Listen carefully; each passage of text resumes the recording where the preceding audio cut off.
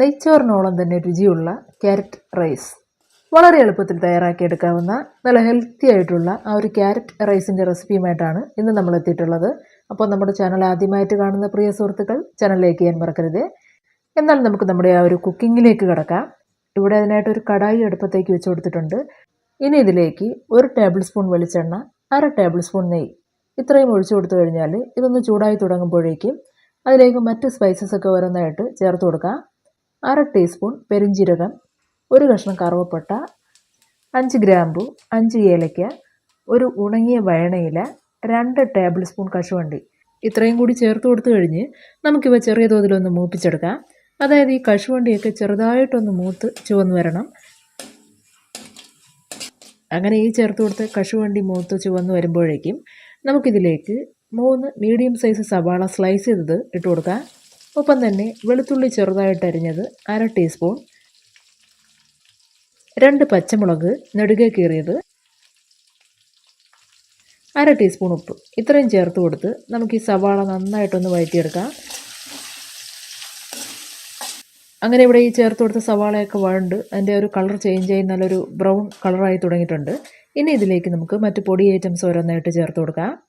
1/4 teaspoon മുളക് പൊടി, 1/2 teaspoon garam masala, ഒരൽപ്പം മഞ്ഞൾപ്പൊടി ഇത്രയും കൂടി ചേർത്ത് കൊടുത്തു കഴിഞ്ഞ് ഇതുകൂടി നന്നായിട്ടൊന്ന് മൂത്ത് കിട്ടുന്നത് വരെയും തുടരെ ഇളക്കി കൊടുക്കുക. അപ്പോഴേക്കും സവാളയും കശുവണ്ടിയുമൊക്കെ കുറച്ചുകൂടി നല്ലതുപോലെ ഒന്ന് മൂത്ത് കിട്ടിയിട്ടുണ്ടാവും. അപ്പോൾ ഈ പറഞ്ഞതുപോലെ സവാളയും കശുവണ്ടിയും അതുപോലെ നമ്മൾ ഈ ചേർത്ത് കൊടുത്ത മസാലക്കൂട്ടുകളും എല്ലാം നന്നായിട്ട് മൂത്ത് വരുമ്പോഴേക്കും ഇനി ഇതിലേക്ക് നമുക്ക് 300 ഗ്രാം ക്യാരറ്റ് ഒരൽപ്പം നീളത്തിൽ നൈസായിട്ട് അരിഞ്ഞത് ഇട്ട് കൊടുക്കാം. അപ്പോൾ ഇത്രയുമായി കഴിഞ്ഞാൽ ഇനി ചെയ്യേണ്ടത് തീ ഹൈ ഫ്ലെയിമിൽ വെച്ച് ഒരു 2 മിനിറ്റ് നമുക്ക് ഈ ക്യാരറ്റ് നന്നായിട്ടൊന്ന് വഴറ്റിയെടുക്കാം. അങ്ങനെ ക്യാരറ്റൊക്കെ ഏകദേശം ഒന്ന് വഴണ്ട് കുഴഞ്ഞു വരുമ്പോഴേക്കും ഇനി ഇതിലേക്ക് ക്യാരറ്റ് വേവാൻ ആവശ്യമായ കുറച്ച് വെള്ളം ഒഴിച്ചു കൊടുക്കാം.